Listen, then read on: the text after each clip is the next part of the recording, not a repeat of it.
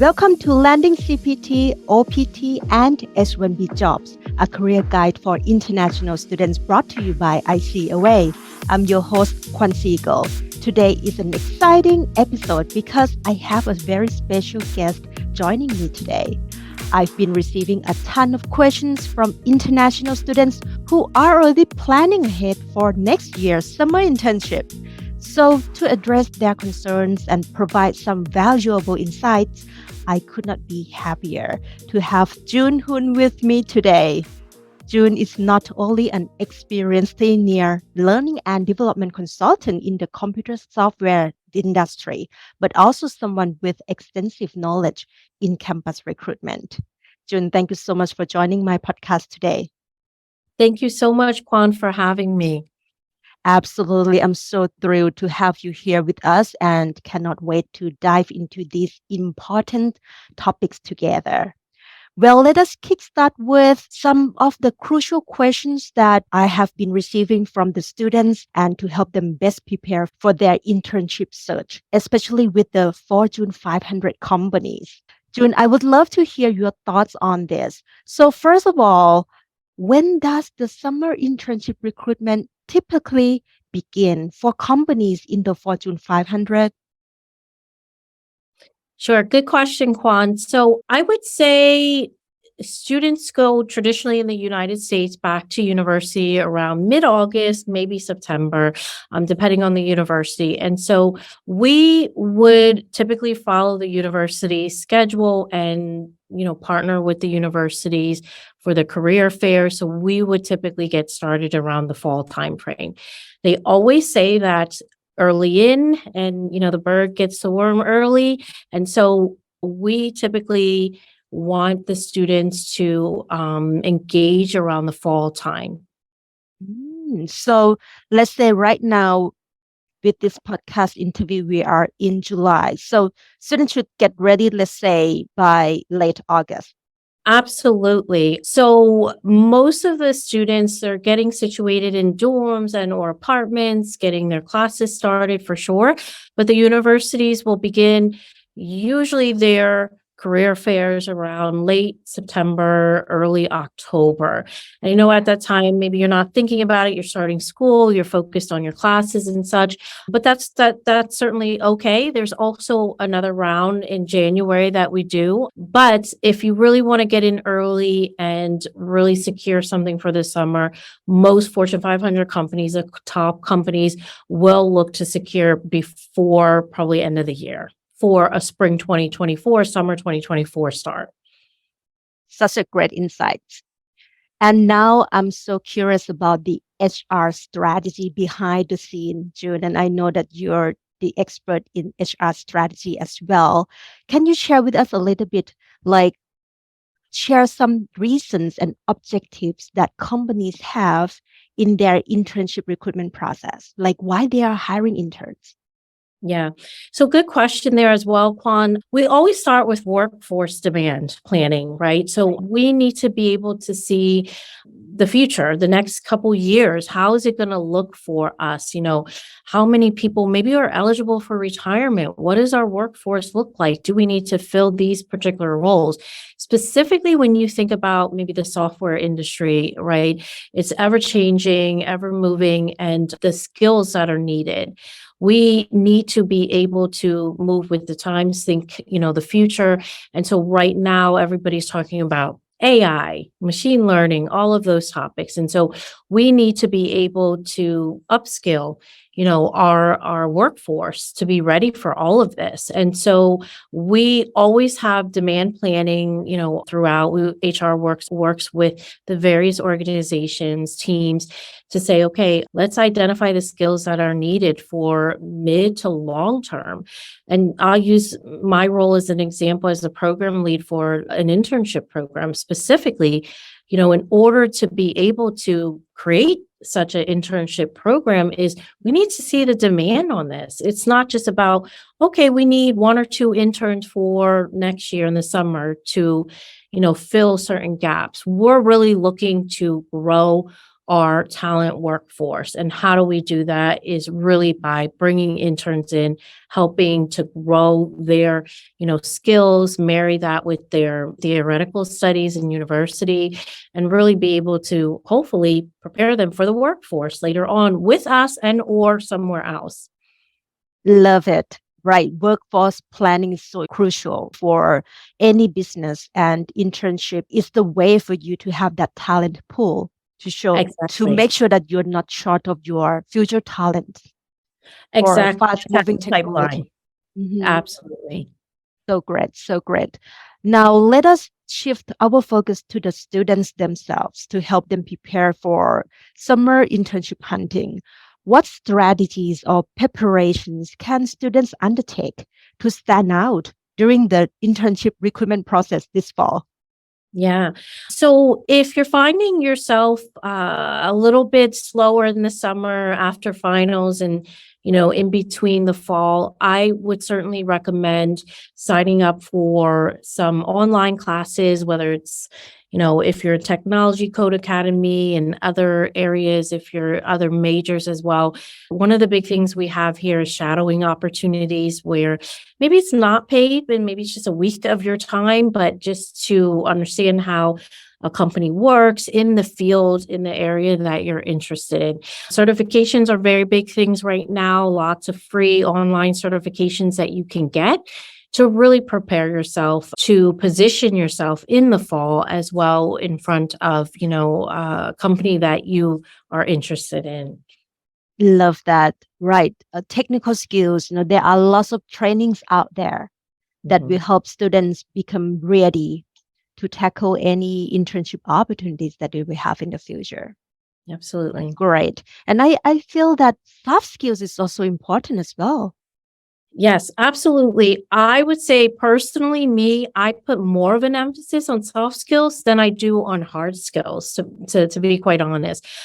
I understand when I look at and I interview students, a lot of times you think, okay, let's use technical again, computer science major or such. When you have your CV, your resume, you want to stand out to the recruiters, hiring managers. And so you're very much wanting to say, I know this, I know this, I know this programming language, I know this technology. And that's great because obviously, we want to reduce the time to ramp up and everything. But remember, you're also learning, and you're learning in a different atmosphere from a professional side. A lot of individuals will go into an internship. They might have had some work experience, maybe in service industry or something like that. But when you kind of get into this, mid to larger size companies or even federal government or anything, you're now having to learn softer skills, networking, communication skills, presentation skills, reminding yourself to come on time. Those things that we don't necessarily can kind of quantify in terms of these hard skills, like you're a 10 in Python skills in programming or something like that, right? That's key and important to us because you're more willing as a mentor, a hiring manager, a recruiter to take that chance on someone who has that work ethic versus maybe can be a genius person and very talented, but not show up for work, right? What does that do and help us in the end and the individual? Right. Great advice. Like technical skills may help your resume get picked out from the pile because you have the right skills for the job. But soft skills, you can share those soft skills during job interviews and you will stand out during the internship as well because people want to work with someone that they enjoy working with. And soft skills are so crucial. Yeah, I mean, it's one thing to get the internship, the interview. It's another thing maintaining it and that relationship. That getting it and maintaining it are two different things. Maintaining it could lead to further opportunities, and we don't realize it at all. Right, exactly. Now let us move on to the next question here. I'm just curious, like once a job opening is posted, how long is it usually open for new applications? And do companies follow any specific like time frame in this regard? Yeah, and this is the tricky part here. And I hate this answer, but this is the answer I have to give is it does depend. A lot of times we always see, and when I'm at career fairs, I'm talking to students, I know it feels like your application went to a black hole. You have not heard anything for weeks or anything. There's a lot of factors. I would say we try to turn everything around pretty quickly. It could be from a week to 2 weeks, but it could be a couple months. Varying reasons that, do not, as a candidate, put the onus and responsibility totally on you. A lot of times there are business factors that come into play. Maybe hiring managers are on vacation. Recruiters are on vacation. Maybe there is then talks of hiring freezes and they're not sure what to do. But I would say typically when you have an open position, you want to turn it around within at least 30 days if you can. Great advice. 30 days, but like as fast as you can. Lastly, could you please share any information about the average numbers of applications your company usually receives each year for summer internships? Yeah. So again, it just varies in terms of roles and the topic. So I'll give an example, and I think it also kind of feeds into our last question as well. So for example, data science, very hot topic, last couple of years into this year. I have seen one data scientist internship garner almost 1,000 applications within the first couple weeks. And so, yes. And so it poses the question of how in the world do I get my application looked at? That means that, on different employer websites and portals, for us, for example, we have job alerts. So when recruiters open new postings and you create a profile and you say, I am interested in this, and that. And if it's within that profile, you will get an email to say, hey, a new job has been posted. Apply immediately. I think, what I see sometimes is people save postings. My students save postings because you're not sure. Is it, let me see, let me think about it. You have to apply immediately. You know why? Because they are using the recruiting tools and systems. And that means they're going in sequential order. If I get what I need, if I get 10, 15 qualified candidates in the first week, what do you think is going to happen to the remaining hundreds? They're pretty much not going to make the bucket. And this is real and this is reality. And so get in early, get in fast for sure. Great. Thank you for these insights. Now let us move on to some additional pre-submitted questions directly from a few students. Sure. First, we have this question from a rising sophomore student who's wondering about the ideal types of internships they should consider. Do you have any advice for the student? Yeah, so that's tricky and tough, right? As a rising sophomore, you're in this state of, only having limited theoretical knowledge. A lot of times, companies want a little bit more theoretics. I would say it depends what your major is, right? And again, I'll use example just because I have that background is just with the technical aspect. I have hired rising sophomores, believe it or not, and I've seen a lot of them walk around career fairs. Kudos to you for putting yourself out there, understanding what you like, what you don't like, getting familiar, getting comfortable with speaking to hiring managers, recruiters as well. I would say it depends on the major, but I would make sure my resume is reflective of kind of what I want to do, what I think I want to do. Make sure it has any personal projects, any skills that I've gained, any certifications, online classes I took time to get. And I would say you never know. Take that chance. I typically hire, rising juniors, but I have had a great amount of rising sophomores. And what separates them and why I would hire them is because I see that extra step that they have taken, that extra, tenacity or work ethic, as well. Like you may not think the job at McDonald's should be on a resume, but it shows a lot to me that, you spent your summer doing something and you learn good customer service skills rather than maybe just sitting there playing video games as well. So do not discount those kind of work experiences as well too. This is so great, right? First of all, don't discount all your past experience, even though it's not relevant to the job. And you have earned some great education from your school courses, so you can utilize that as a plan for you to brand yourself for your new internship.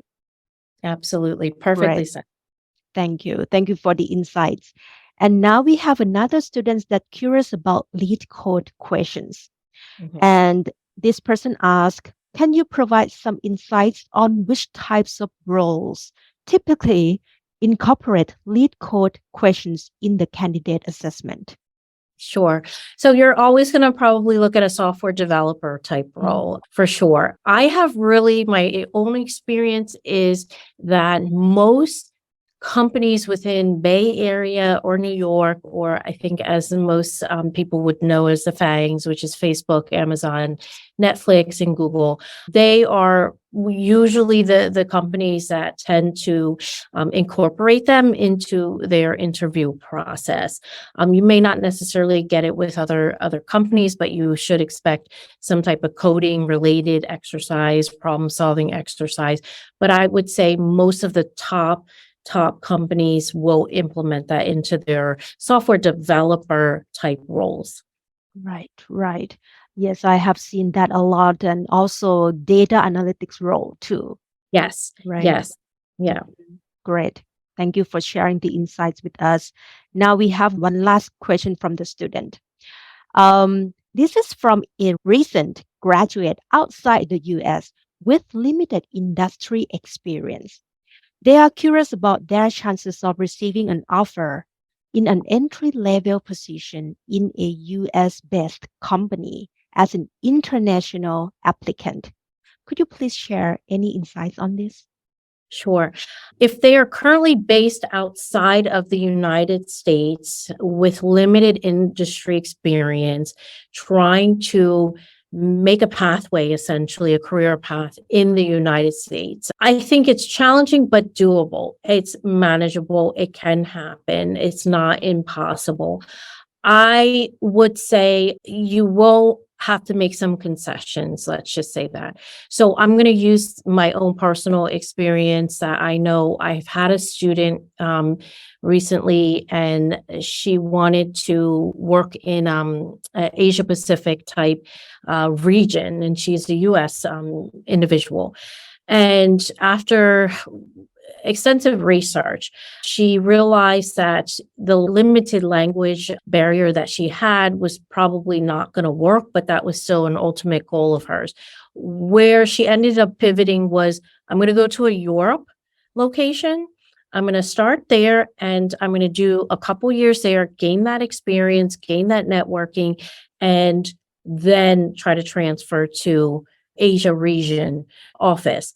And so maybe if US is on your bucket list, let's just say your goal to be in, you may have to make a concession. Maybe you go to a different country, get, enough skills, and then be able to get into the US. So sometimes European companies and making the transfer over to the US makes it easier. It also depends on the country as well, too. But maybe you have to pivot a little bit and then work your way into the different area and region that you have a goal to be in. Great example. It's like sometimes you don't have to take a big leap. You can, look into pathways to help you one step at a time. And me, myself, actually, I have seen a few colleagues of mine from Thailand or from other countries that are here in the US. They joined a US company in Bangkok, and then they transition from Bangkok office to the US. And that can happen as well. Exactly. And try to seek out global companies and maybe do a couple years there where you're at, and then try to seek out that transfer as best as you can. But there are pathways, as you said, and opportunities. It's definitely not impossible, but there is probably some expectations that need to be made that it might not happen the first year or the second year. Right, right. Or another option is to be here as an international student on F1 visa and then build the right skills, look into a STEM degree, and Absolutely. so that you can get 3 years of OPT, work authorization. And that could be a great pathway to come to America for career development. Absolutely. And because you're here, make those key networks and opportunities. Go out to different conferences if you can. If you're able to secure an internship, please do so and really make good use of the time so that, someone will see what a great talent you are and say, you know what, I'm going to invest in them and they're going to be here with us. I love this word. I'm going to invest in them. So good. Yes, Thank exactly. you. Well, June, we are here at the end of the podcast episode today. Thank you so much for your valuable insights and advice. I'm so sure that students really enjoyed this podcast and hearing your advice today. Thank you for your time. Thank you so much, Kwan, for the opportunity. If you enjoyed this podcast, please leave a review on Apple Podcasts. We will pick one lucky reviewer, and if your name is picked, you will receive a free course packed with networking tips to help you tap into the hidden job market. And if you are looking to go beyond this free resource and you want a coaching program to help you land your CPT, OPT, or H1B jobs, please make sure to visit our website, icaway.com. You will see the link in the caption below. When joining my program, the ICAWay Talent Platform, you will receive comprehensive training to help you build the right strategy to find jobs as an international student. You will be able to build your game plan, your new career brand, and networking skills to tap into the hidden job market and bypass immigration hurdles. Have a great day, and I will see you next time. Think big and live your dream.